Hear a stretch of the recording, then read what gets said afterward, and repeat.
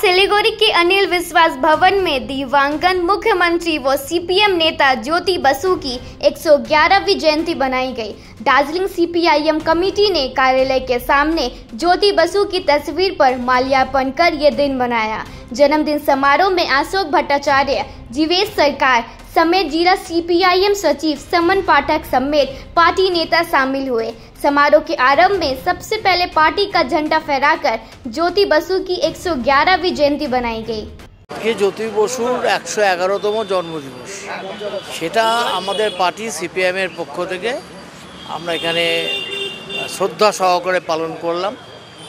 ज्योति বসু তো শুধু একজন কিংবদন্তি তো না, ज्योति বসু আমাদের দেশের ক্ষেত্রে এবং আন্তর্জাতিক ক্ষেত্রে এমন একজন কমিউনিস্ট নেতা, তিনি কমিউনিস্ট পার্টির নেতৃত্ব দিয়ে কমিউনিস্ট পার্টির যে কর্মসূচি, কমিউনিস্ট পার্টির যে মতাদর্শ, সেটার উপরে বিশ্বাস রেখে তিনি 24 বছর মুখ্যমন্ত্রী ছিলেন, নির্বাচিত মুখ্যমন্ত্রী ছিলেন আমাদের রাজ্যে।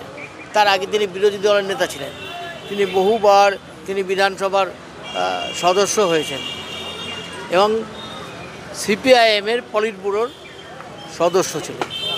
পশ্চিমবঙ্গে যত বড় বড় আন্দোলন হয়েছে, খাদ্য আন্দোলন, কৃষক আন্দোলন, শ্রমিক আন্দোলন, এমনকি জরুরি অবস্থার বিরুদ্ধে গণতন্ত্র রক্ষার জন্য যে আন্দোলন, এই সমস্ত আন্দোলনের পূর্বভাগে ছিলেন তিনি।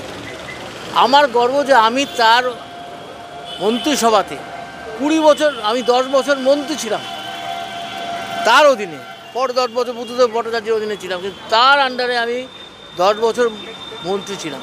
সামনে থেকে দেখেছি, আবার আমি বহুদিন একসাথে রাজ্য কমিটির সদস্য ছিলাম, সামনে থেকে তাকে দেখেছি যে কীভাবে তিনি প্রশাসন পরিচালনা করেন, কীভাবে তিনি মানুষের সঙ্গে কথাবার্তা বলেন, আবার কীভাবে তিনি পার্টিরও ক্ষেত্রে যথাসময়ে হস্তক্ষেপ করে থাকেন।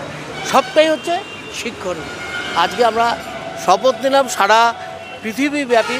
এখন ভারতবর্ষে যখন আমরা একটা লড়াই করে একটা ধাক্কা দিতে পারলাম এই দক্ষিণপন্থী শক্তিকে, কিন্তু ইউরোপের বহু দেশে সেটা হচ্ছিল না।